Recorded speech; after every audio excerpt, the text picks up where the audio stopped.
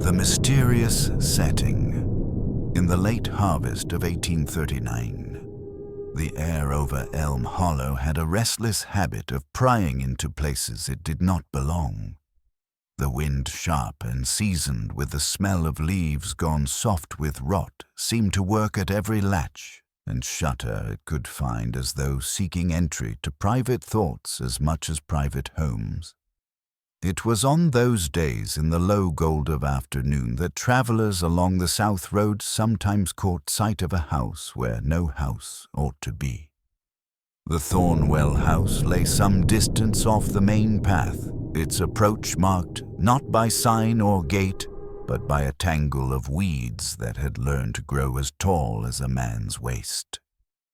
Through the gaps between maple and ash, the roof line could be seen slumped and bent like the neck of someone who had been looking down for too long. The shingles had darkened to the color of wet stone, and the chimneys leaned as if conspiring in quiet. Its shutters were held closed by rust, and what might have been stubbornness, for no wind, however intrusive, seemed able to prise them open. In Elm Hollow, people had a way of speaking about the house, as if it were not entirely built of timber and stone. They said it looked back at you, and if you let your eyes rest too long upon it, you would know by the strange tightening of your own chest that you had been noticed. The Thornwells themselves were a riddle no one cared to solve. Their name was absent from every ledger and parish book, absent from any record of land sales or births, as though they had stepped into the hollow from some place where paper and ink had no use. And yet, each evening, without fail, a thin line of smoke would unspool from the chimney, grey and steady against the darkening sky. The scent it carried was peculiar, warm, vaguely sweet, something between broth, left cooling on a stove, and the ghost of milk turned faintly sour. Some claimed it reminded them of a meal eaten long ago in a room they could no longer recall beside a cradle that stood empty. No one could explain why the smell had a way of following you, lingering in your hair and sleeves, long after you had turned your back on the overgrown path. And so the Thornwell House remained unclaimed, unexplained, and above all, unwatched, at least by those who understood the wisdom of looking away, shadows and strange rituals. Those who did not know better sometimes lingered on the road long enough to see movement behind the curtains. The figures were indistinct, yet troubling in proportion, too tall by half their limbs. In strange accord, heads bent as if straining to hear the approach of something that never came. It was said that if you watched them for more than a breath or two, you would feel an answering tilt in your own posture, as though invited without words to lean closer. The heart of the house, according to rumor, was the dining hall, though no neighbor could recall a time when its door had stood open. Within it stretched a single table long enough to run from one wall to the other, built of some wood so old it had outlasted the memory of polish. It bore scars, cuts, grooves, the circular ghosts of vessels set down with weight, but no plate or cup had ever been glimpsed there. The Thornwell family, it was whispered, did not dine in any fashion the Hollow understood. They set no bread, poured no wine. Instead, as the sun sagged low and the first shadows joined hands across the floor, they laid out bones along the table in arrangements only they could read. Some were recognizably human, others belonged to beasts, and still others defied any known anatomy, twisted, elongated, or knotted upon themselves. No one could say how these bones remained so clean, nor why they did not shift when a draught passed through. At sundown, 5 figures in funeral black would take their places, each lowering their head in a motion so perfectly timed it might have been the work of a single mind, spread across several bodies. They sat in silence until the hour turned, and then they would lift their faces to the gathering dark mouths, opening not in speech or song, but in some silent offering that could be felt more in the teeth than in the ears. Those who had been close enough to witness such a thing swore the moment pressed against the skin, like the weight of deep water, and even after retreating to the safety of the road, they found the air strangely thin in their lungs. Percal Gray's visit. One autumn evening, when the last light was too weak to warm the stones, a travelling bailiff named Percal Gray tethered his horse to the post by the Thornwell garden gate. His errand was simple enough to collect a decade's worth of unpaid taxes. The gate, half swallowed by brambles that clung to the wood like old regrets, gave way with a reluctant groan. He stepped inside without knocking the way men sometimes do when they believe themselves backed by the law. Later, he would recall the smell, first cloves, then candle wax, and beneath both an iron tang, like coins left too long in a damp palm. The family sat exactly as rumor had promised, 5 in black, an empty place at the far end of the table. The father's face was veiled in black, but Percal swore he saw the mouth moving, shaping words that made no sound. He had meant to speak, perhaps to demand payment, or at least to declare his purpose. But when he opened his mouth, no voice came.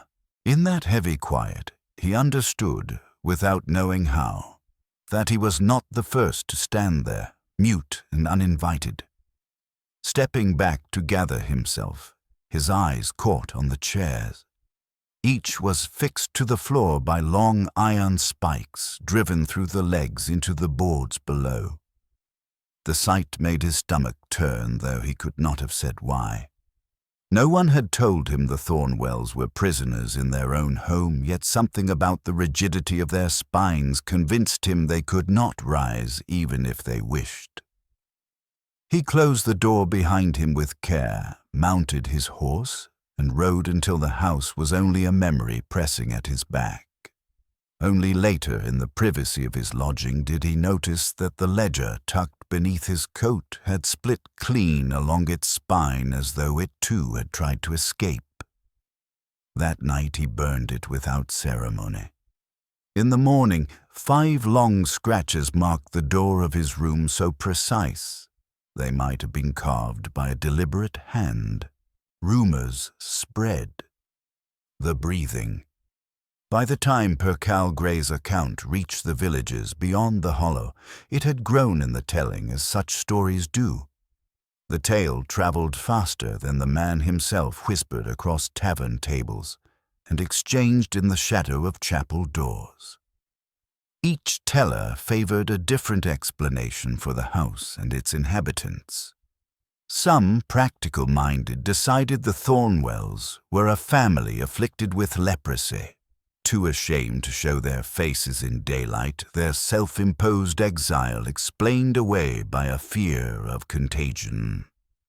Others leaned toward the supernatural, insisting the family were appointed keepers of relics too dangerous for the living to touch holding vigil, so that grief and death might remain confined to that single table.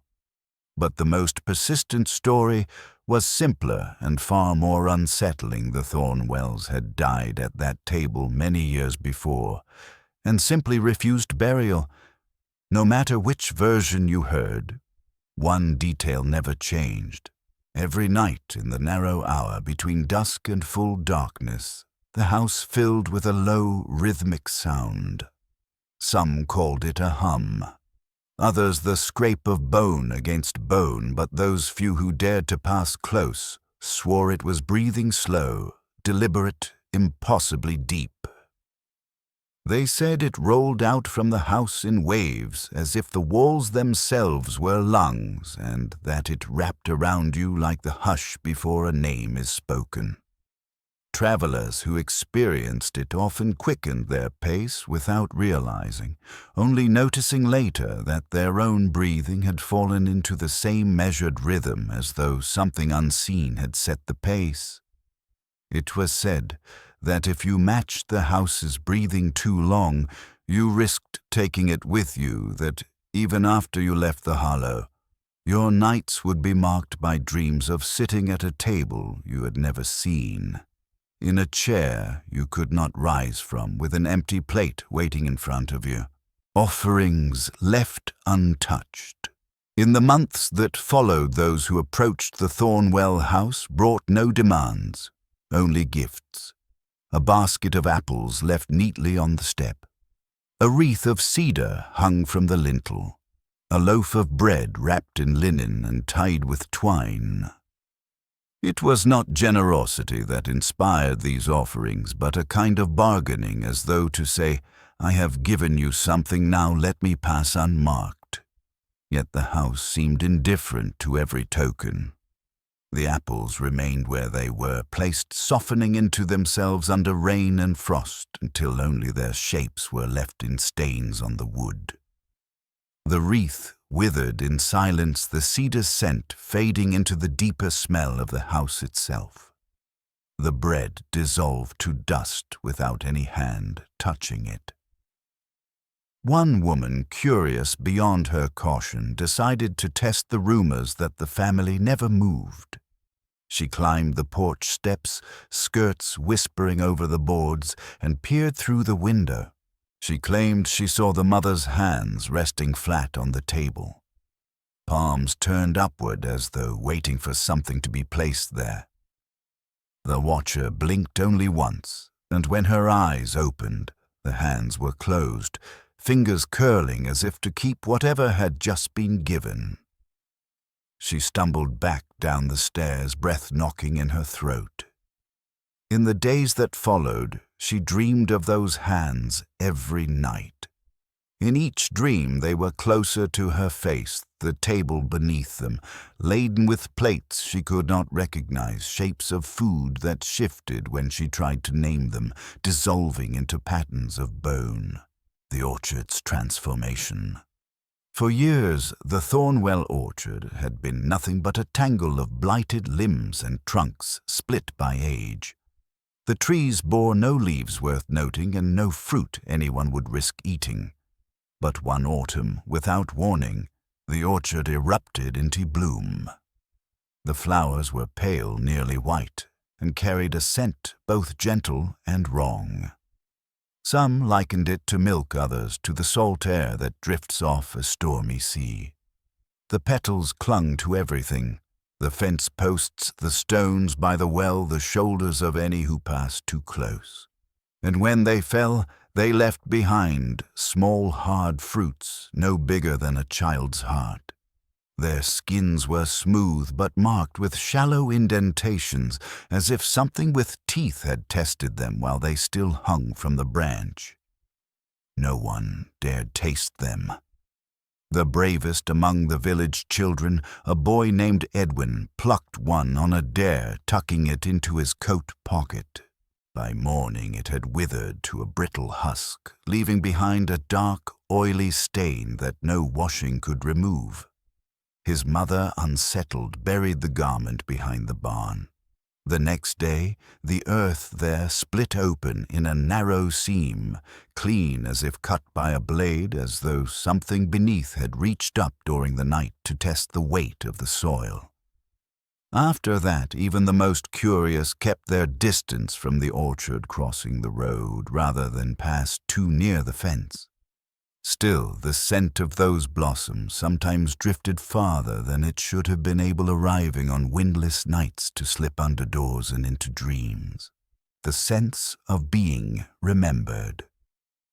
Even in the oldest records kept at the county seat, ledgers browned along the edges and bound with thread that had outlasted its first owners, notes about the Thornwells sputtered into ellipses.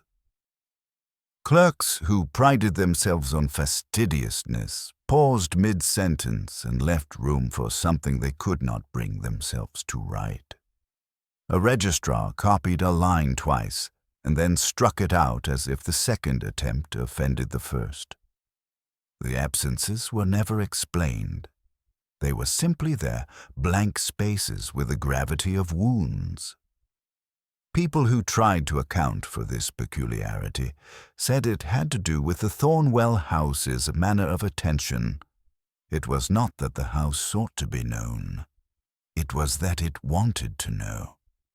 Those who walked the South Road often felt it first as a soft pressure between the shoulders, the sensation of an unseen host checking whether a guest had arrived early. Others noticed it when names faltered. A woman who had signed her letters the same way for 20 years discovered that at the last moment her hand hesitated over her own surname as though the house had held it in its mouth and was reluctant to give it back. There were reports of dreams that were not dreams, of waking standing upright in the doorway with no memory of rising, of listening at a window as if the night had spoken a familiar word and asked you to repeat it. The few who confessed such things quietly to neighbors, they trusted, agreed on a single point. The feeling was not of being hunted or haunted, but of being remembered. It was like walking into a room that has already made a place for you. The chair pulled out. The light turned low, the table set with a plate whose rim bears a pattern you have known since childhood, though you cannot say where you learned it. The Hollow, which had always been practical in its superstitions, learned to step around the subject. Conversations did not mention the house by name, only by angle, the way you speak of a storm seen over the next hill or an illness that has not yet entered your own body. And yet the memory persisted, uninvited and unspent.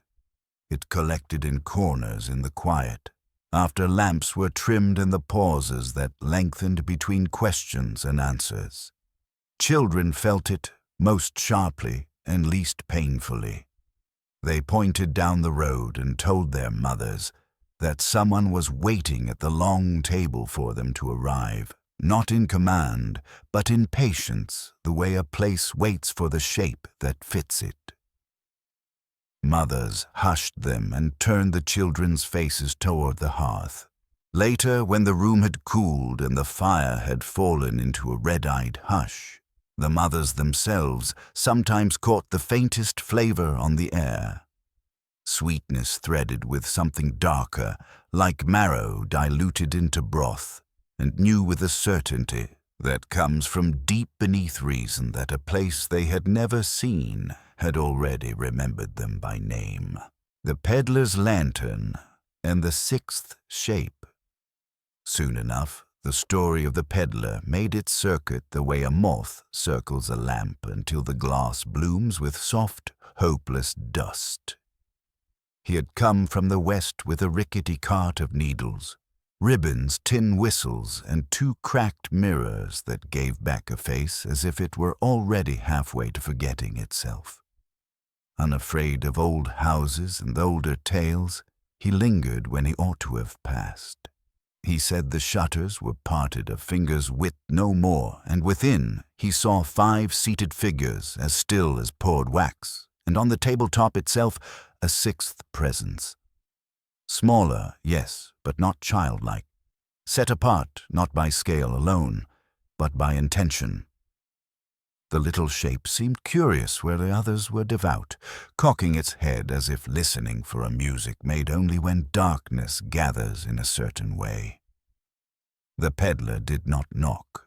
He stood in the orchard a long while with his lantern hooded, watching breath plume from his lips into the air that did not take it. The frost in those days had a peculiar fidelity to the Thornwell trees. It filmed the branches in a glassy skin that did not surrender at noon, clinging like a vow. Beneath that sheen, fruit continued to form in pale clusters, globed tight and smooth, pressing against the ice with patient wombed insistence. the peddler said the ground smelt of syrup cooked down too far and something older marrow boiled into memory. He turned away at last, when his own lantern guttered though the wick was sound, and the oil high. In the taverns down valley he told his story 3 times, each time with fewer gestures, as if motion betrayed him to the memory of the house. By the last telling, he only said this: there were 6. The room thinned around the words. No one asked him to describe what the veil hid or what the small shape's hands were doing on the table. In the days after, a hush rode behind him like weather that had no map. He woke each midnight to the certainty that he had been expected, not as a mistake or inconvenience, but as the answer to a question that had been set at the beginning of a meal. He left the hollow before winter closed the road, but the sense of appointment went with him into barns that smelled of hay, into rooms where other people's mothers set other people's tables. He was last seen by a mill race, holding his lantern over black water that offered back a second moon. Those who walked with him that far said he listened to the water as if it might remember the right direction. When they asked which road he'd take, he only shook his head and said, "The one that was always waiting."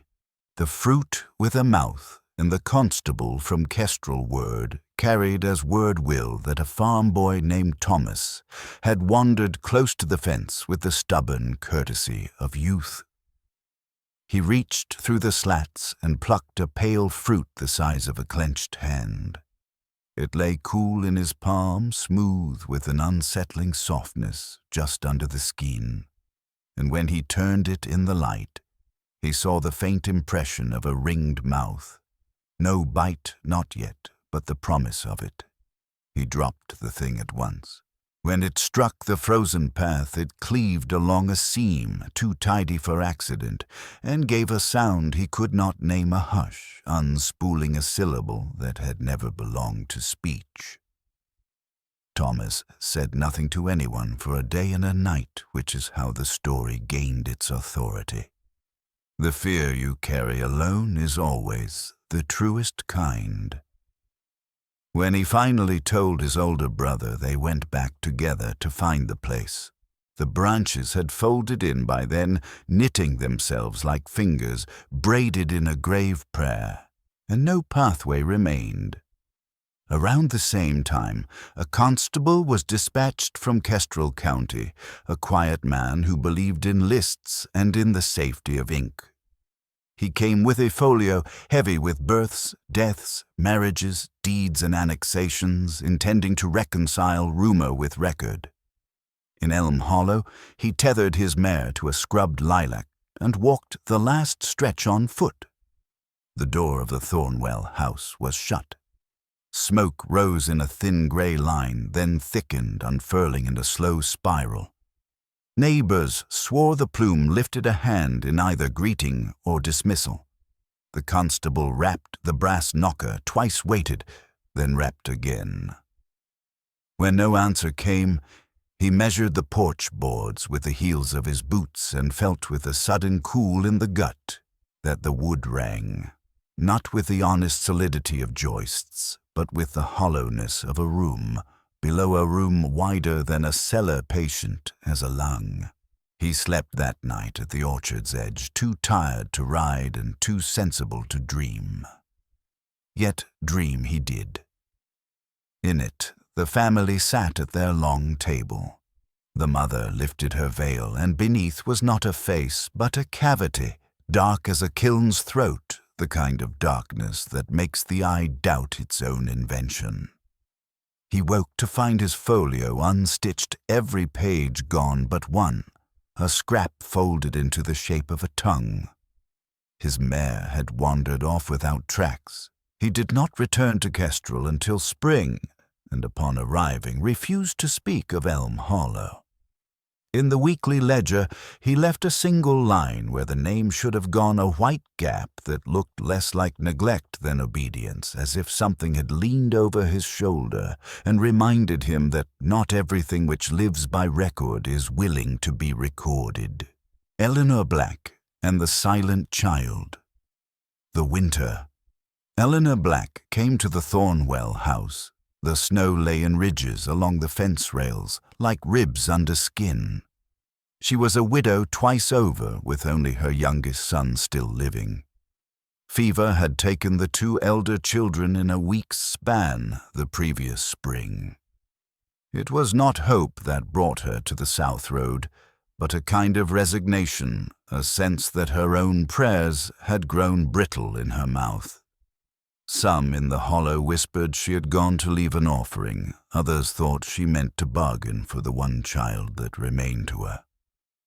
Eleanor's hands were red with cold when she reached the porch, the muslin-wrapped loaf trembling slightly in her grip. She did not knock. She did not speak. She simply set the bundle on the threshold and turned to go the boards under her boots, stiff with frost.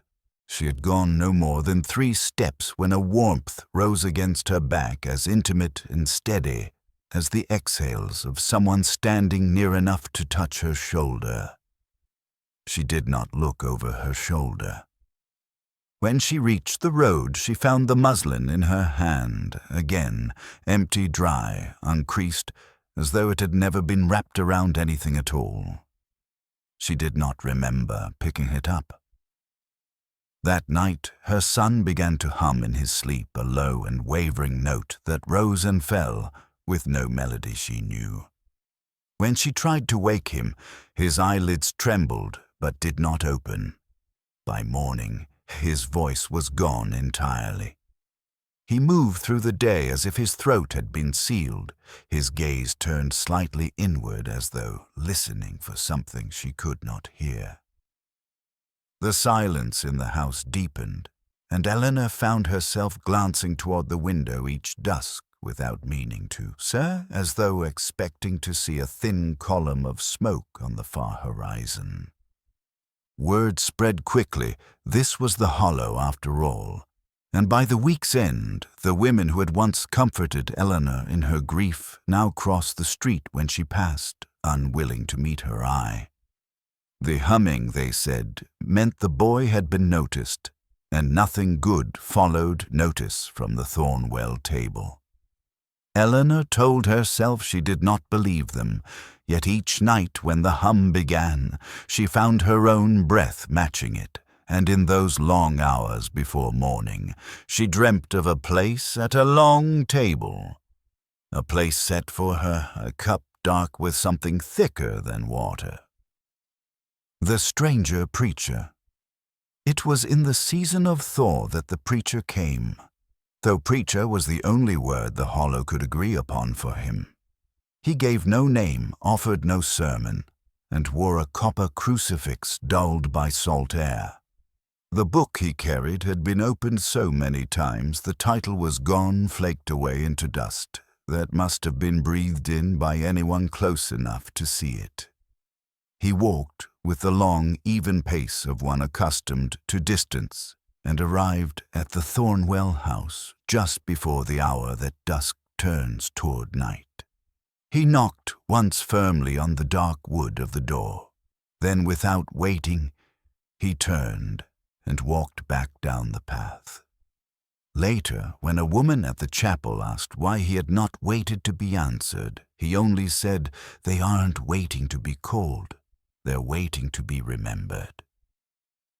He left the Hollow before the next day's bells marked noon, taking with him whatever weight had bent his shoulders. The morning after his departure, the sexton found a single pale blossom on the chapel pulpit, cupped protectively around a kernel of something too small to name. The petals were cold to the touch, but left a faint dampness on the skin like breath. The sexton swept the blossom away without speaking, and when pressed about where he had put it, he refused to say. Those who had been in the chapel that day agreed. The air felt oddly attentive, as if waiting for someone to speak a name aloud. No one did. The absence lay over the pews like frost that would not melt, warnings for the road. Worn, from time to time, strangers still came along the south road, drawn by nothing more than the need to pass through. They were millers, drovers, tinkers, men and women with boots worn thin and a destination beyond the hollow. Those who lived close to the fence took it upon themselves to warn the travelers not every family buries their dead in the ground. Some set a place at the table and wait for the last breath to return.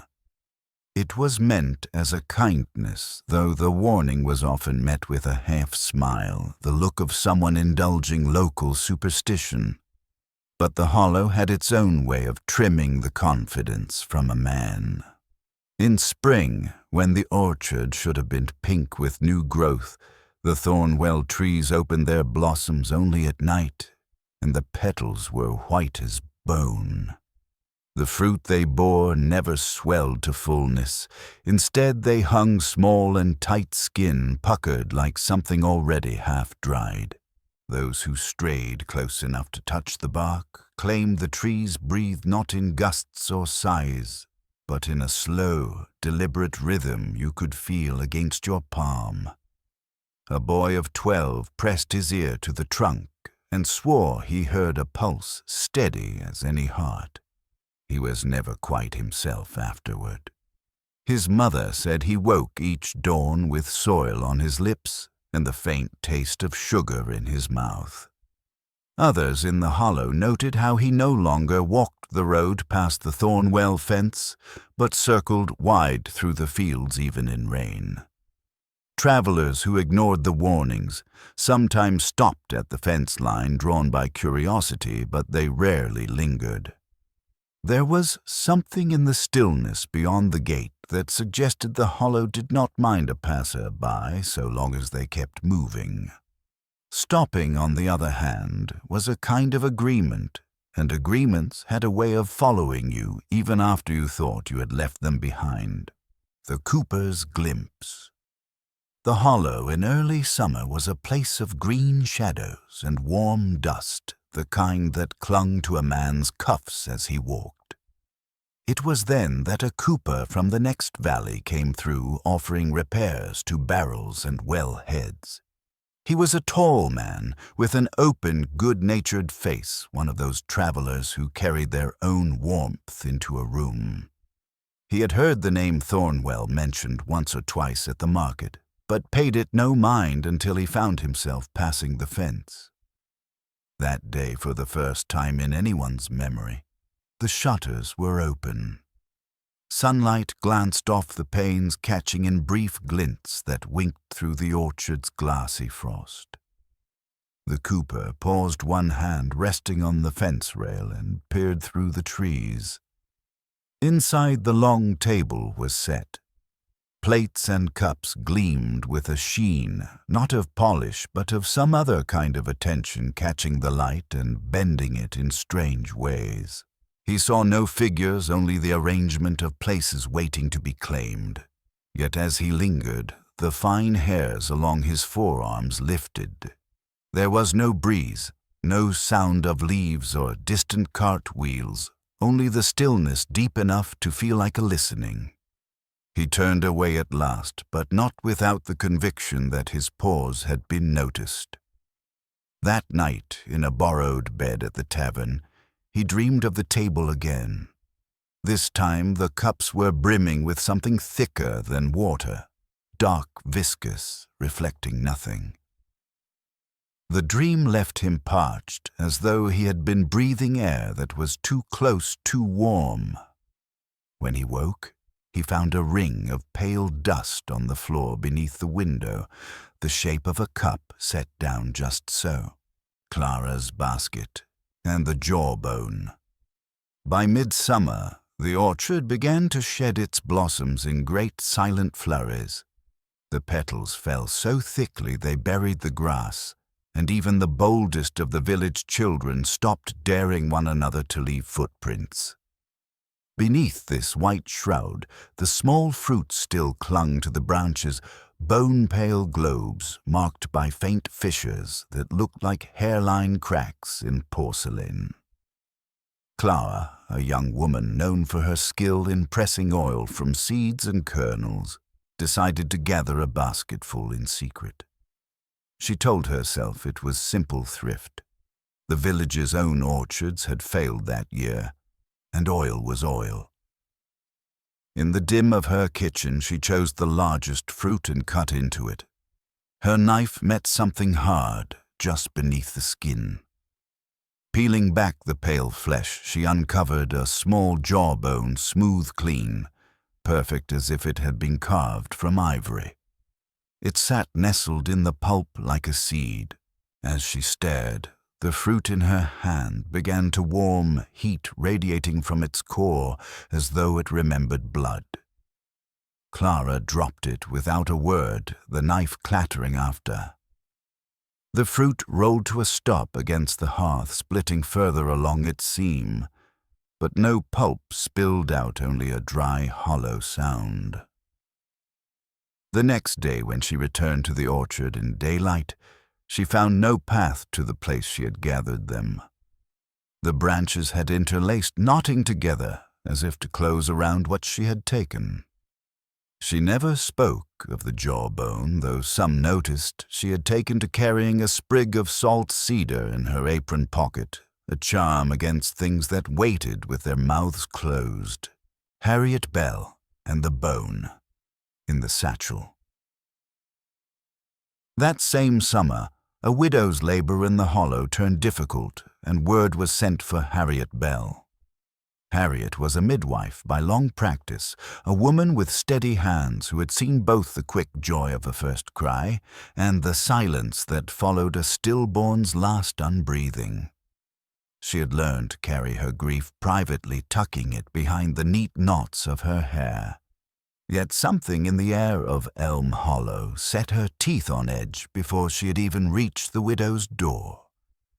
The wind carried a smell she could not name, sweet and rotting in equal measure, as though two seasons had been forced to share the same breath. Passing the Thornwell fence, she thought she heard a voice call her name. It was low and close, though the yard lay empty. She did not stop. The child was delivered in the small hours alive, but wan, and Harriet allowed herself a measure of relief. Only when she returned home did she find in the bottom of her satchel a sliver of bone no longer than a finger joint. It was warm to the touch, faintly pulsing as if it held the echo of a heartbeat. Harriet buried it by moonlight in the corner of her garden without telling the mother. But that night she dreamed the soil shifted, and the sliver of bone worked its way back to the surface, pale against the dark earth, as if searching for her hand. In the dream she reached for it, though she woke before her fingers closed. By morning the patch of earth was undisturbed, yet she could not shake the feeling that something beneath it was listening. The hush thickens. By late summer, the Hollow learned a new economy of sound. The ordinary clatter of buckets at the well dulled to a cautious clink. The baker's peel rasped the oven floor with a thrift of motion, as if each scrape might spend more silence than the household could afford. It was not that noise had been forbidden, only that it seemed unwise to rise above a certain pitch the way travelers lower their voices when they pass a sleeping giant on the far side of a ridge. The Thornwell House remained exactly as it had always been. The roofline bowed the shutters, at times unlatched the door bearing 5 parallel scratches that never faded. Yet the stillness around it had weight now, the palpable compression one feels before a storm that never breaks. On certain mornings, neighbors woke to find the windows of the house thrown wide curtains, breathing as if someone had just stepped away. On others, Every seam was sealed tight, and the porch boards glittered with the fine rime of a frost that had paid no mind to the season. People began to mark the hour, when the hush peaked the narrow margin between dusk and the first honest dark, by the way their own blood slowed. Chickens stopped fussing at their roosts. Dogs lay with their muzzles on their paws and watched the eastern sky with deliberate care. In that hour, the orchard shed its last reluctant blossom in single flakes that fell without breeze, each petal drifting to the ground like a thought abandoned. When the fruit split the pale globes that had hung stubbornly through heat and rain, they did so along the neatest of seams, halves, parting as though at an invitation whispered from within. No pulp spilled. The insides were clean dry, stitched with the suggestion of lattice, as if emptiness itself could be woven. A tinker passing through swore he saw the outline of a cradle in one such shell, another the curved profile of a spoon. The village did not argue. It merely looked away together. In the tavern, men rehearsed explanations that would not catch in the throat. It was a blight. It was a trick of weather. It was the mischief of children. But when they rose to leave, more than one found that he had turned his cup in his hands to align with a gouge in the table he had not noticed before, as if waiting for a course that would never come. By then, mothers no longer let their children dare each other at the fence. The dares had soured, and so had the laughter. Once, near sundown, a seamstress slipped past the chapel to fetch a shawl she had forgotten. She returned, pale breath banded to her ribs, and said only that she had seen through the window's wavering glare 5 veiled figures sitting with the serene stubbornness of stone, and the suggestion of a 6th presence, faint as a thumbprint pressed into wet glaze, poised where no chair should be. After that, the seamstress sewed with her back to her own windows, though the summer light failed her eyes. The peddler smells. Supper. Autumn came in a low copper light, and with it the peddler who said he had no business at all in Elm Hollow, only a habit of following roads until they were done with him. His cart rattled with combs pins, 3 lengths of ribbon fugitive from their original colors, and a set of tin cups that nested like secrets. He knocked on the door of the Thornwell House with the impertinent courtesy of a man who knows he will not be answered and therefore cannot be refused. The door opened no more than the thickness of a finger, but the smell that slipped through was ample, persuasive. Familiar in the worst possible way. He would describe it later when he still had the will to speak as the warmth of a meal prepared in another room, the kind of smell that curls toward you around a corner and makes you believe you have been expected all along. Yet threaded through it was the metallic edge of pennies, sucked smooth by a child, a lesson in the mouth. Inside, he glimpsed the long table set with a precision that had nothing to do with polish. 5 chairs were occupied by figures so still the air seemed to harden around them. 1 chair remained empty, but in front of it sat a single cup, its surface unbroken and dark as oil. The peddler's lantern lifted reflexively the way one lifts a hand to a name cast a thin rectangle of light that did not cross the room so much as sink into it. He fled before the door opened further. Later, at the far tavern where no one wished to hear him, he tried to find the word for the conviction that settled over him in the days that followed. Not doom, not dread. Appointment. He woke night after night with the taste of the Thornwell air in his teeth, the hum of measured breathing finding its own resonance in the hollows of his chest. When he lit his lantern to drive the feeling out, The flame leaned sideways, as if it had remembered a wind that was not present. He stopped in field to watch the column of smoke lift from the distant house, and though the road between them was long and rutted, he could not rid himself of the impression that the shortest distance from where he stood to where he would be taken was not along any visible path. Men laughed at him for the way he confided in his cup before he drank, listened for the tiny catch of air that says a vessel is being lifted from a table. He laughed along because laughter is a kind of obedience. But he kept his cart facing west, and when the first brittle leaves fell, he followed them out of the county with a haste he called prudence, and felt his mercy. Winter's first errand. Winter arrived as a letter without salutation, unfolding its intent across the hollow, with no time wasted on ceremony. Nathan Cole, who had farmed the far field since boyhood, woke one December morning to find a narrow path cut cleanly through the Thornwell orchard, as if some patient hand had guided shears through the frost. It led straight to his boundary fence. Nathan had not passed within a mile of that place in years. He walked the path anyway, the way a man will trace a handwriting he does not wish to recognize, just to make certain. There were no footprints, no marks of wheel or hoof, only the path itself dark as wetted silk against the pale ground. At its end sat a small bundle wrapped in coarse black cloth, cinched with a cord the color of old straw. Closer, he saw that the cord was hair. Human hair braided tight and still faintly glossy, where grease had once dressed it. He did not touch the bundle. Nathan carried worry the way other men carried tobacco, always to hand, always chewed.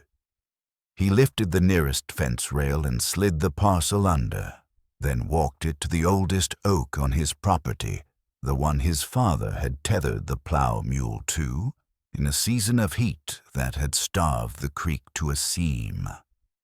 There he dug with the efficiency of someone who has had practice burying the unnecessary.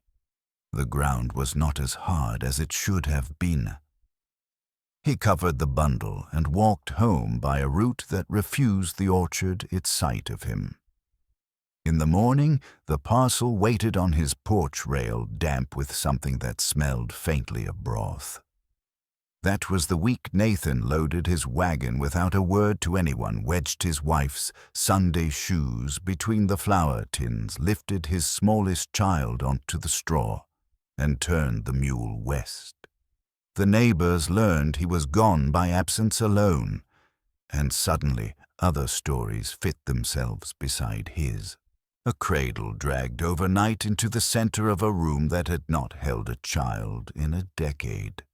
A lock of hair twisted through the hinge of a cellar door, braided into a loop as if to fix the door at a particular openness. A cup left brimming on a high sill. Cloudy water shining where no rain could have reached. The owners of these houses said little. Saying made the facts come when called, and the Hollow had begun to prefer its mysteries unprovoked. Through it all, the Thornwell House kept its rhythms.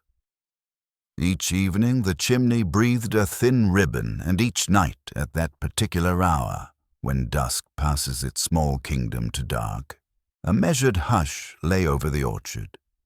It did not command merely arranged, it made room. Those who felt it settle in their bones discovered a reluctance to speak their own names aloud, as if they had become something that could be set upon a table and distinguished by its silence alone. Okay, we'll move on with sections 1921 each, in the same 450-600 word Gothic tone. The orchard creeps toward the village. Not long after Nathan Cole's departure, those who still kept land bordering the south road began to notice small trespasses at the edge of their fields. a fence post driven firm decades before, would be tilted by morning, the earth around it loose and furrowed as if something beneath had stirred in the night.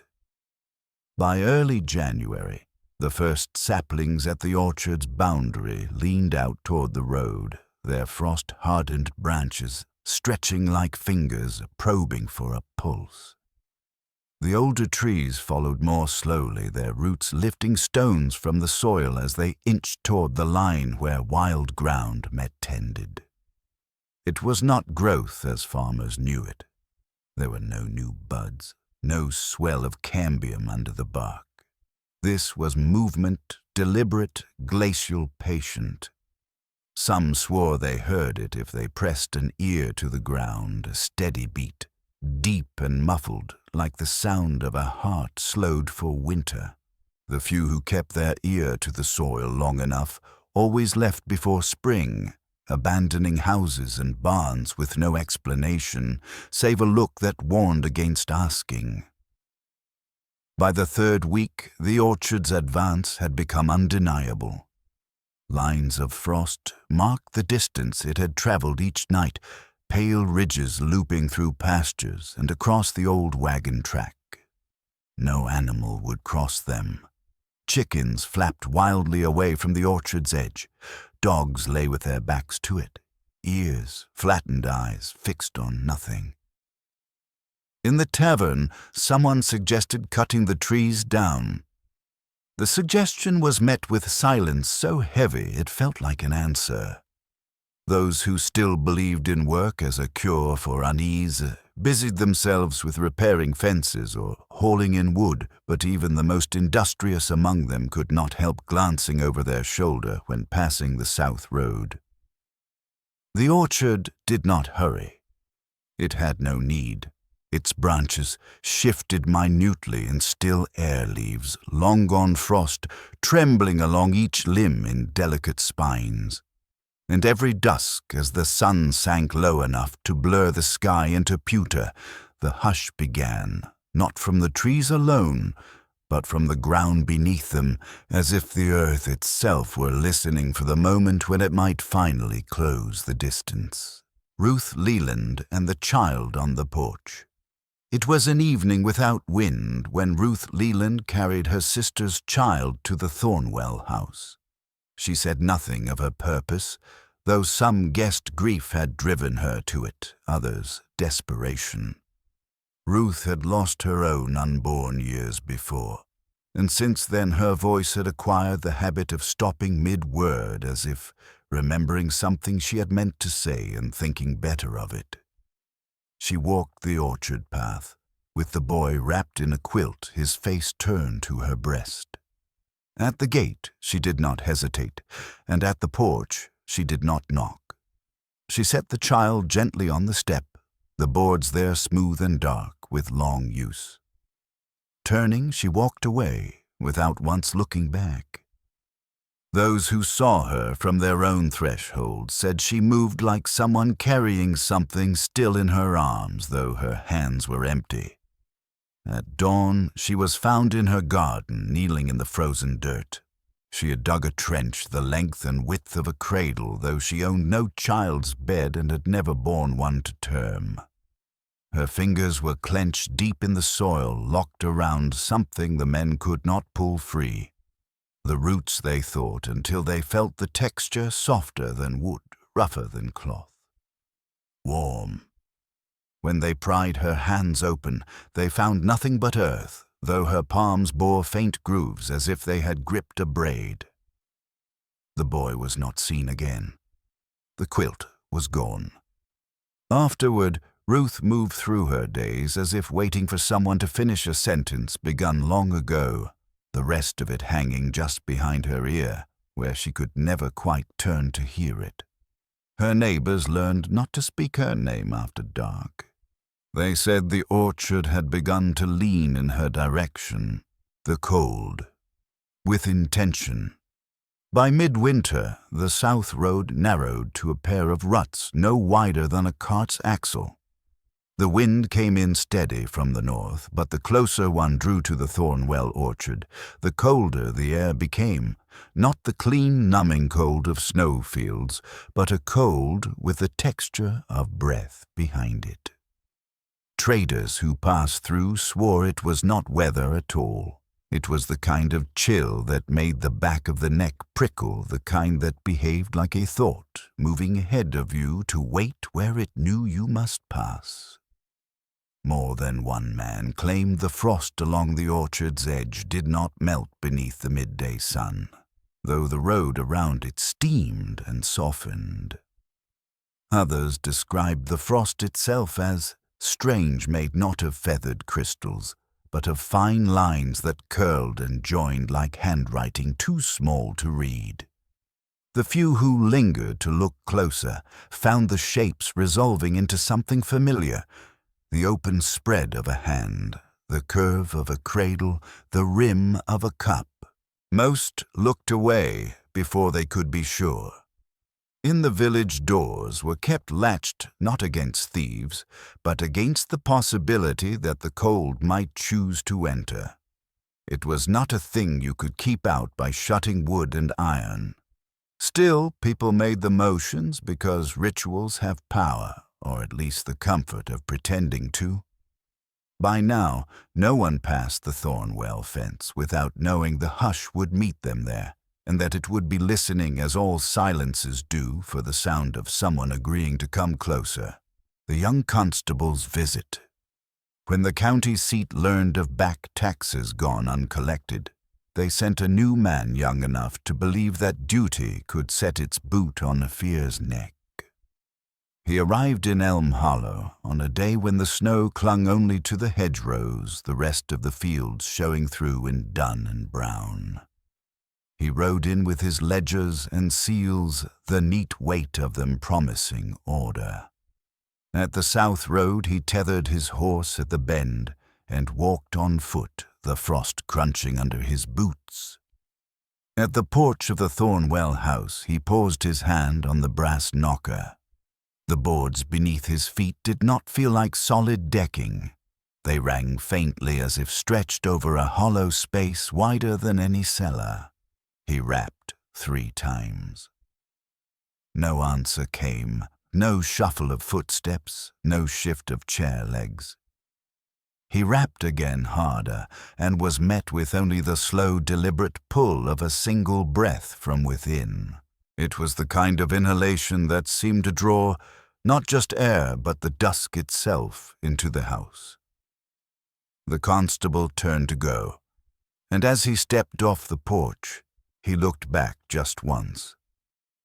Above the roofline, the smoke from the chimney rose straight up unbroken, drawn toward a point high in the dimming sky. The sun was setting hard, smearing the orchard in a red that clung to the frost, like blood drying on porcelain. That night, the young man did not lodge in the hollow. He rode until the moon was overhead, his ledgers unopened the names he had intended to write down, somehow unthinkable to set on paper. The quiet after the harvest. The following weeks carried a strange weight, as if the hollow had already endured some event too large to speak of, and now lived in its aftermath. Gardens sprouted on schedule, but yielded nothing. The chickens' eggs collapsed under their own shells, yolk bleeding into the straw. The chapel bell, silent for years, rang once at midnight, with the note so low it rattled the glass in the windows. Those awake claimed the sound came not from the bell tower, but from somewhere deep in the ground. Through it all, the Thornwell House remained unchanged. Each evening the same 5 veiled figures took their places at the long table heads, bowed in an attitude of gratitude. No bread was broken, no wine poured. Their thanksgiving was for a harvest that had never been reaped by human hand. The hush that fell at dusk was thicker now, holding even after the first lights went out in the village. People moved, more slowly, spoke less found themselves pausing mid-task as if listening for a cue.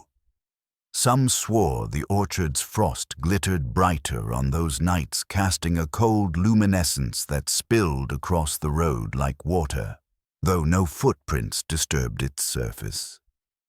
It was in these weeks that a cooper's apprentice named Elias claimed to have crept near enough to see the plates on the Thornwell table catching their sheen in a moment of wind-lifted curtain. What he saw there would send him into the kind of silence that cannot be coaxed back into speech.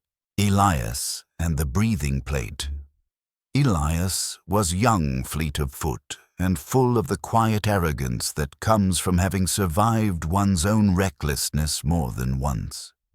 He had heard the stories, of course, but to him they were merely the scaffolding of a dare he meant to win. On a night when the moon was thin enough to be mistaken for a scratch in the sky, he crept to the orchard fence and found a gap narrow enough to slip through. The house stood with all its windows shuttered, save for one on the dining hall side where the curtain billowed slightly in the draught.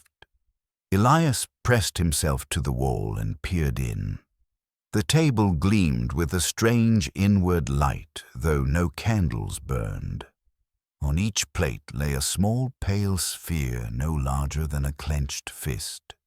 He thought they were stones until one shifted minutely, rolling against the rim as though exhaling. The motion was so slight that he doubted it even as he saw it, yet his throat tightened in response as if some part of him had been recognized. He fled without seeing more, vaulting the fence and running until his breath came ragged. In the days that followed, Elias would not speak of what he had witnessed. He abandoned his bed at home, choosing instead to sleep beneath the cooper's workbench, muttering that the walls were too thin to keep anything out. When pressed, he offered only a single sentence, hoarse, as though warned by shouting, "No one had heard, they are waiting to be fed." He died before the season turned, without sickness, without wound, simply stilled one morning, eyes open and dry hands folded across his chest. At his funeral, the sexton found a white blossom tucked into the seam of Elias's coat, pressed flat, as if by a careful thumb. No one admitted to placing it there, and no one touched it with bare skin. The petals return. After Elias's burial, the orchard seemed to take a deeper interest in the village.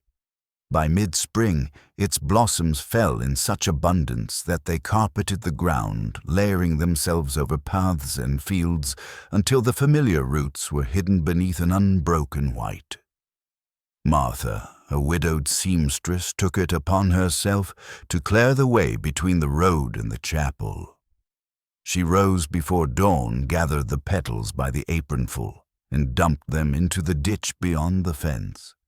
Her work left her sweating despite the cool air, but she returned home satisfied to see the ground bare again. The next morning, she stepped outside to find the petals had returned, arranged exactly as they had been before she touched them. There were no tracks in the snow-white drifts, no sign of wind or animal having carried them back. They had simply resumed their place. Unsettled but determined, Martha tried burning them in her stove. She described the smell as boiled linen mixed with the sweetness of bone broth. When she opened the stove to add more, she found the first pile unconsumed sitting whole in the embers as if untouched by flame. That night, she dreamed of a long table set for 6, though only 5 chairs were occupied. In the space where the 6th chair might have stood, a single pale blossom lay upon the cloth where a cup should have been. When she woke, her hands were stained white to the wrists, as if she had been holding something that refused to let go. Before the week was out, she had left Elm Hollow without farewell, taking only the scissors from her work table and a bundle of bread wrapped in muslin. no one saw her again. The hush spreads beyond the fence. By midsummer, the orchard's hush was no longer confined to its boundaries. Birds abandoned their nests in the eaves, insects vanished from the tall grasses. Even the wind began to skirt the hollow, bending its course around the frost-glazed trees. The quiet settled into every corner as if the village had been wrapped in a blanket that weighed more than it warmed. Those who passed the Thornwell House on necessary errands found the windows open at dawn, curtains drawn back as though someone within was inspecting the road for arrivals. The table inside was always set the 5 shapes seated as before, but now more than one traveler reported that the 6th place no longer stood empty. There was a figure there, smaller by half, cloaked in the same black as the others. Its head was bowed in what might have been gratitude or penance or both. No one agreed on what they had glimpsed beneath its veil, only that it was not a child's face and not perhaps a face at all. Word spread quickly, and the lanes emptied earlier each evening. Families shut their doors and drew their curtains before the hush deepened, pretending not to hear the faint rhythmic creak from the direction of the orchard, the sound of something shifting its weight from one unseen root to another. The hollow learned to live with its eyes down, as though refusing to notice might slow whatever was drawing closer. The scrape of bone, and the meal's beginning. It was a tinker who claimed he heard the sound first, a slow, steady scrape like bone drawn across wood, coming from within the Thornwell house, just as the last light was leaving the sky. He had stopped near the orchard to adjust the straps on his cart when the noise reached him, muffled but deliberate. Against his better judgment, he crept close enough to peer through the side window. Inside, the 5 veiled figures sat as always, but now every hand upon the table had lifted in the same motion, fingers extended toward the plates before them. The smaller figure in the 6th place leaned slightly forward as though anticipating some signal. The plates themselves seemed to shiver, the pale spheres on them quivering almost imperceptibly. The tinker's breath caught the frost on the glass, blooming outward with the heat of it. He stepped back, meaning to run, but for a moment his legs refused to move, as if they had been invited to stay. Then the scrape came again, longer this time, joined by another and another, until it was a rhythm of preparation. The tinker fled without collecting his tools, leaving the cart wheel half loosened and his lantern swinging from a branch where he'd hung it to free his hands. By dawn, the orchard had shed every last blossom in a single night, the petals burying the road so deeply no footprint could break their surface. Above it all, the chimney smoked on, patient and unhurried, as though whatever hunger had been held at bay for so long had finally found its answer, frost in the shape of hands. Autumn came early that year, though the calendar swore it was still summer. The orchard's frost, once confined to the roots of its trees, began to creep across the hollow in strange, deliberate shapes. It traced the edges of door frames, sketched the outlines of window panes, and in some cases formed what looked unmistakably like the impressions of human hands. On the shutters of the blacksmith's cottage, 2 such prints appeared side by side, palms outward, fingers spread as though bracing against the wood from the inside. When the smith scraped at them with the edge of his hammer, the frost reformed within moments, each finger joint perfectly defined. The pattern repeated in other houses, hands too small for men, too long for women, and too numerous to belong to any single family. The frost never melted in sunlight. It retreated only at dusk, as if the day's labor were done. Those who touched it spoke of a chill that seeped not into their skin, but into their memory, dredging up moments they'd long since buried, faces glimpsed at coffins, the weight of a last word unsaid. Children were told not to approach the frost, though no one could explain exactly what it would do. They just knew that the air around it was different, thick, and almost tasting of iron. By the first week of October, there wasn't a door in Elm Hollow that didn't bear the print of those pale hands, as if the entire village had been measured for something it had not agreed to receive. The marked boy. It was during that first week that Samuel Pike, the miller's youngest, wandered too close to the orchard. His mother had sent him to fetch a pail of water from the pump near the south fence.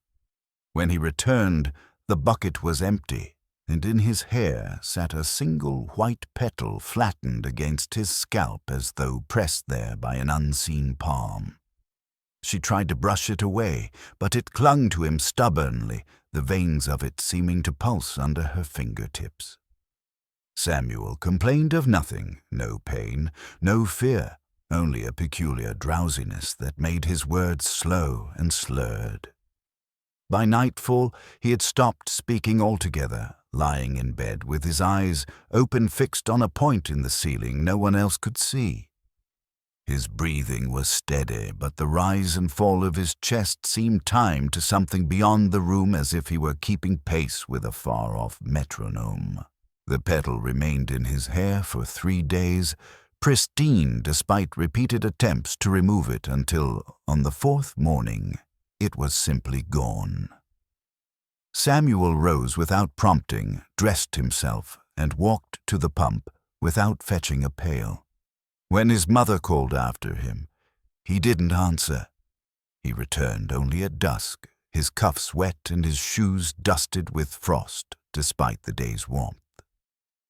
That night, the orchard shed another wave of blossoms, and a small black shape was seen seated at the Thornwell table, its head turned slightly in the direction of the Pike cottage. Lydia Marsh crosses the threshold.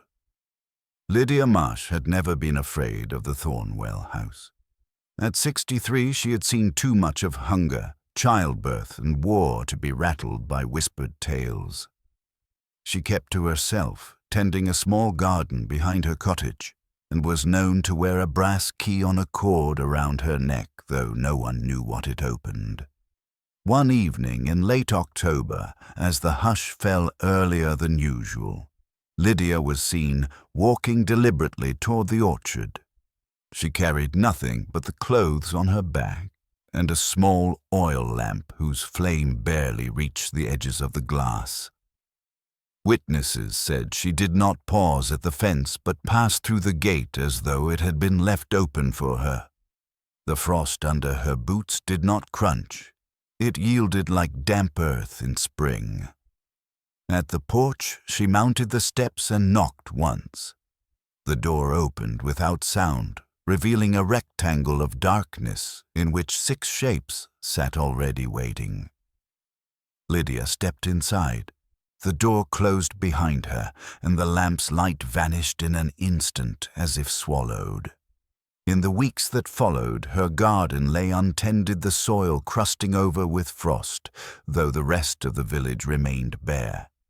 The brass key was found on her kitchen table, its cord neatly coiled beside it.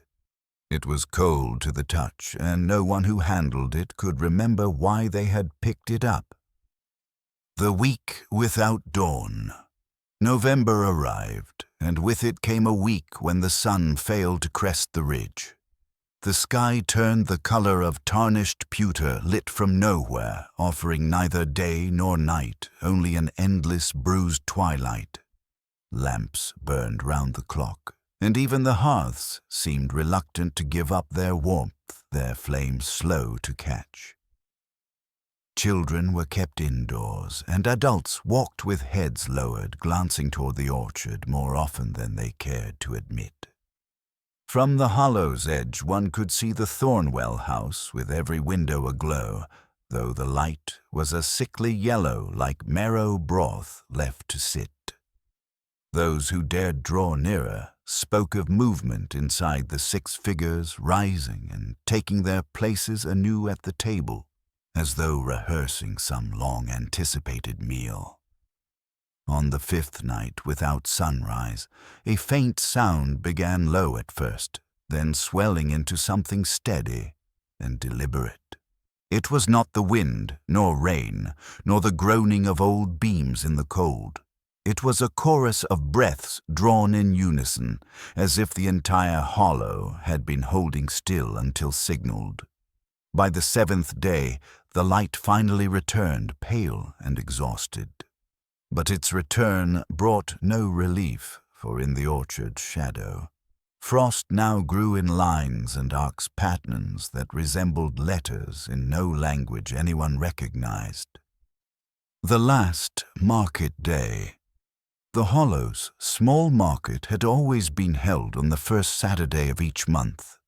That November, fewer than half the usual stalls appeared. The air was heavy with the scent of root vegetables and fear. Traders from outside the hollow lingered at the outskirts, unwilling to cross the bridge until paid in advance. Inside the square, conversations were short, voices low, as if each speaker feared the market itself might overhear. Just before noon, a sudden fall of petals descended not from any tree in the square, but from nowhere at all, blanketing the stalls in white. The produce sellers froze, and one woman crossed herself, repeatedly muttering in Polish. The petals melted on contact with some surfaces, but not others. On the butcher's table they remained intact, their edges curling inward like small beckoning hands. The air grew colder with each passing minute. Then, as quickly as it began, the petals were gone, lifted by no wind. The crowd thinned instantly. By the end of the hour, only 3 stalls remained open, and even those packed up early. It was the last time the market was ever held. The square would stand empty thereafter, save for the occasional scatter of petals that arrived without cause and vanished without warning. The first to vanish. 3 nights after the final market day, Jacob Wilkes failed to return home. A cooper by trade, he was last seen walking the road from the tavern toward the hollow's southern end, carrying his tools in a burlap sack. Witnesses agreed he was sober, speaking in a voice that suggested he was rehearsing a conversation.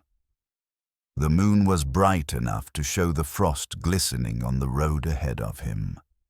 He waved once to a neighbor, then disappeared behind the bend near the orchard. When his wife went looking at dawn, she found his sack and the road tools neatly arranged beside it. The frost, where he had walked, was marked by no further footprints, as if he had simply stepped out of his own trail and into nothingness. That night, the Thornwell House windows burned brighter than ever, and those who glanced in swore they saw Jacob seated at the far right of the table, his hands folded neatly on the cloth. The 6th place was still filled by the smaller veiled figure, but for the first time it turned its head toward him as though greeting an old acquaintance. Jacob's wife kept the tools on her mantle until she too disappeared the following spring. The winter of locked doors. Winter settled on the hollow with a suffocating stillness. The frost patterns that once adorned door frames now climbed higher, curling over roofs like creeping ivy. By December, every family had bolted their doors from the inside using chains bars and, in some cases, nailed planks. Windows were shuttered and sealed with rags to block both the cold and the sight of the orchard. Yet the hush pressed in, regardless muffling even the sound of one's own breath. Nights were the worst. From beyond the locked doors came the faint tap-tap of something small but deliberate circling the house before pausing at each entrance. Those who dared peek through a crack in the shutters saw nothing but frost curling up the wood grain in slow motion as though spun from within the boards themselves.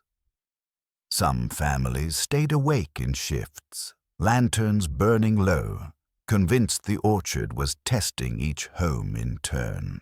On the longest night of the year, every door in the hollow bore a fresh frost mark at dawn, a pair of hands, palms inward, fingers hooked slightly like someone gripping the wood from the other side. No one spoke of it aloud, but every household doubled its locks thereafter. The figure in the snow. The first heavy snowfall came in mid-January. It muffled the hollow in white, burying every sound but the occasional groan of ice shifting on the river. It was during this time that a boy named Edgar spotted the figure. He'd been sent to fetch firewood from the shed, trudging through drifts that reached his knees. Halfway there, he noticed a lone silhouette standing in the field beyond the orchard fence, motionless, facing the village. At first, he thought it was a scarecrow left out from autumn, its black shape stark against the snow. Then he saw the faint rise and fall of its shoulders, slow and deliberate. The figure did not move even when the wind whipped its veil, because it was veiled, Edgar realized, and the fabric revealed nothing beneath. He backed away, clutching the wood pile to his chest, his breath puffing quick clouds into the cold. Later that day, others claimed to see the same figure from their windows, always in the same position, always facing inward. It was gone by nightfall, leaving no footprints in the snow, only a patch of ground where the frost had melted into a perfect oval, as if something had been standing there for a very long time. Blossoms turn black. By February, the orchard bloomed again, unnatural for the season, but the hollow had ceased pretending to be surprised. Yet this time the petals were not white. They were black as coal dust, with a faint sheen like oil on water. When they fell, they left streaks on the snow as though the ground itself were bruised. Those who touched them reported a warmth that was almost pleasant at first, followed by a sudden drop in temperature that numbed their fingers to the bone. The petals did not wither. Instead, they seemed to sink slightly into whatever surface they landed on, as if absorbed. At the Thornwell House, the windows stood wide despite the cold, and from the road one could see the black blossoms drifting inside. They fell across the table where the six sat, disappearing the moment they touched the cloth as though being swallowed. On the night of the first black bloom, the hush deepened until even the creak of the inn's old beams went silent. In that silence came a single sound, a slow scrape unmistakable now, of something heavy being drawn closer to the table from the far end of the room. The herds that would not cross it began with the milk cows at the east pasture, docile animals that knew the path to the barn as well as the lines of their own flanks. One dusk, with the hush already softening the fields, they stopped at the break in the stone wall and would go no farther. Their hooves planted their ribs, moving in a slow, synchronous tide. They stared at the dark mouth of the alley that led between sheds to the byre and refused, as if the barn had been unnamed as shelter and renamed as something else. The herdsman coaxed, then cursed, then brought a switch and laid it lightly across the nearest flank. The cow did not flinch. She merely breathed a long, deliberate draw that matched the measure of the orchard's own invisible lungs. When at last he tried to lead her by the halter, she lowered her head and set her weight into the ground with a patience that was not stubbornness, but knowledge. Word went round that same night of sheep shearing away from their hurdles, choosing to bed in the open snow rather than pass a threshold. chickens took to roosting on fence rails in neat, oblivious ranks, their small bodies frosting white before midnight and thawing at noon without ill effect, as if the cold had reached an arrangement with them. A teamster tethered his horses by the smithy and returned seconds later to find the traces slack the animals standing breast to breast and breathing in the same long cadence, their eyes lidded as if listening. No whip, no salt, no bucket of warmed mash could draw them through a doorway or under a lintel. Someone said the animals had learned the village's lesson ahead of their keepers, that passage was agreement, and agreement had terms none of them could read. The men in the tavern, practical to the last, proposed improvisations: move the stalls, pull the doors off, make open pens beneath the sky. They did all that, and for a night or two the creatures stood easy, but when a gate sagged or a rail leaned so that a shadow fell in the suggestion of a frame, the beasts balked again, shying not from wood and iron, but from shape itself. The herdsman with the patient cow woke before dawn to find her standing in the lane where he had left her, breath feathering in the air, nose pointed toward the south road as if expectant of a signal only she could hear. He laid his palm against her cheek and felt not heat, not cold, but a tempo, a measured beat that seemed to come up through her jaw from the ground beneath. "Hush," he said, without knowing to whom he spoke, and the word once uttered seemed not to fade so much as settle around them, a coverlet tucked tight at the edges of the world. The bell that rang without wind. The chapel had not heard its own voice in years. The rope was frayed to threads, the clapper blackened with a residue of old smoke and funerals. Yet on a night when the sky hung like slate over the ridge, and the frost wrote its small, indecipherable script along window sills, the bell gave a single note. There was no hand on the rope, no gust in the trees. The sound rose from the tower as from a throat that had decided to speak again, startling the mice in the vestry and rattling a hairline crack through the pane above the nave. People woke and lay rigid in their beds, while the tone lengthened into a thing with body, a slow bell of marrow and iron that did not so much ring as remember. Those who were brave enough or faith-worn enough to step outside swore the note did not travel in the air. It moved along the ground, a low vibration that made ice crust in bowls of standing water, and sent powder snow skittering in delicate rings away from doorstones. The sexton, who had once sworn never to be drawn into another of the Hollow's arguments with itself, lit a lantern and went to the chapel. He found the bell still swaying, though the rope lay slack as a shed skin. On the pulpit rested a petal, not white, not black, but the color of fresh milk seen through smoked glass, cupped around a kernel the size of a fingernail.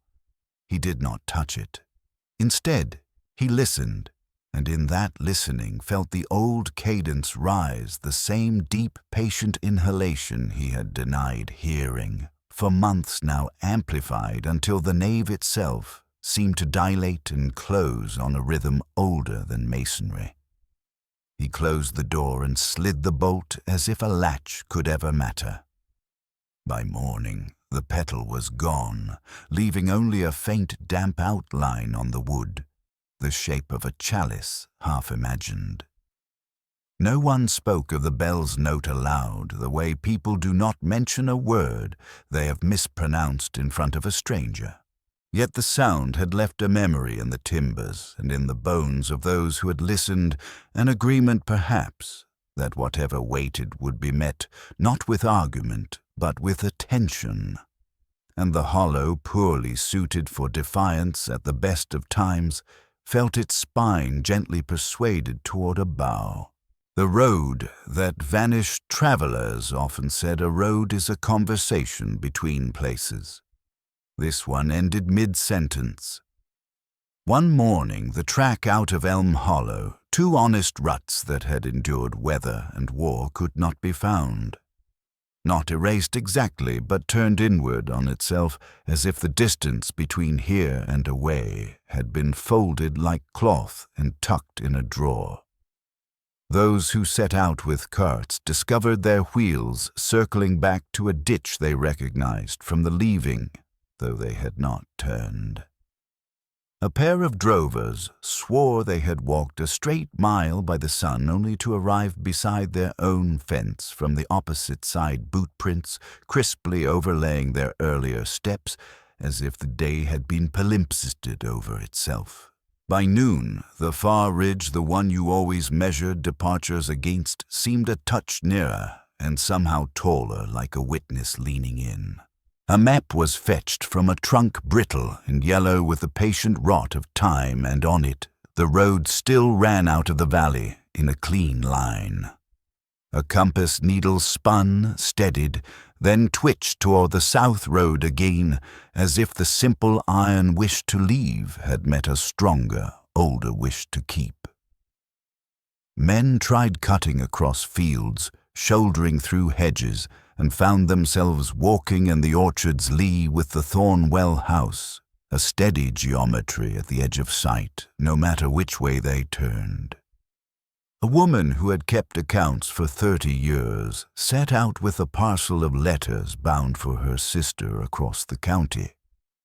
At dusk, she reappeared at her own back step, dust on her shoes, a pale powdering of frost along the hem of her skirt, the parcel still under her arm and wrapped now in a single white petal that had not torn despite the day's handling.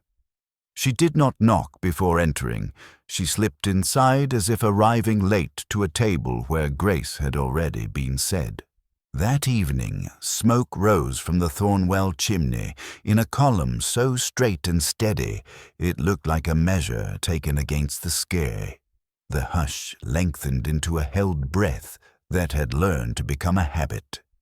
And when the last light settled into the trees, the orchard opened its slender corridors of frost, the way a church opens aisles for a procession. There was nowhere to go that was not toward. The hollow, which had once depended on the fiction of elsewhere, found itself spoken to by the one road that remained the short path from the gate to the porch, clean and damp as if someone had just walked it and was waiting for you to follow. The orchard opens. It was in late March when the thaw should have begun loosening the river's grip that the orchard invited them in. No one could explain the moment precisely. There had been no voice, no sign, just the knowledge heavy and certain that the gates were no longer a barrier. The frost on the latch melted under the first hand that touched it, beading into perfect droplets that rolled to the ground without freezing again.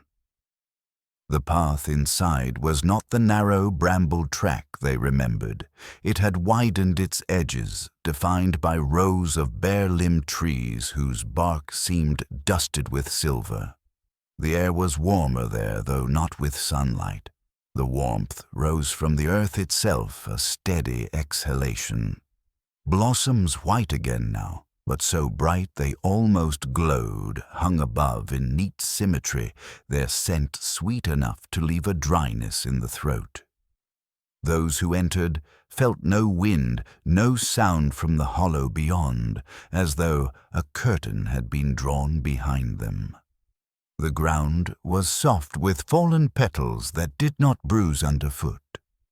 Some said they felt watched, but not in malice. It was the gaze of something ancient and singular measuring the pace of their steps. The path led deeper, and though each tree looked like the last, none could remember passing the same one twice. Somewhere ahead, faint but distinct, came the scrape of a chair leg against wood drawn back waiting. Those who turned to leave found the gate still open, but the hollow beyond seemed further away, blurred at the edges, as though it were already a memory. The table prepared. At the orchard's heart stood a clearing, and in its center, the table.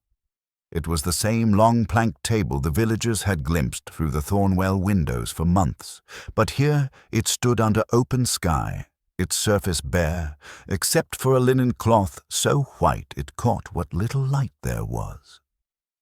6 chairs were set on one side, each drawn back slightly as if to welcome a seated guest.